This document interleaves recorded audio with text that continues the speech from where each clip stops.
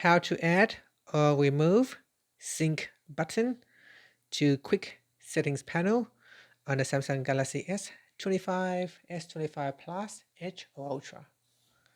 First, let's return back to the home screen by tapping on the home button at the bottom of the screen. From the home screen, swipe down at the top to open up quick settings.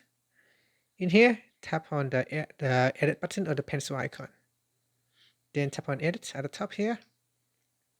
Next, we go down to the available buttons section, and in here tap on sync. So tap on sync.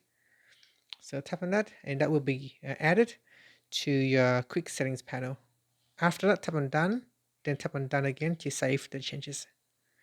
Now pull down your quick settings by swiping down at the top, then swipe down again to open up the full panel. From here, you can tap on sync to turn on sync, or you can simply switch it off. And that's it. Thank you for watching this video.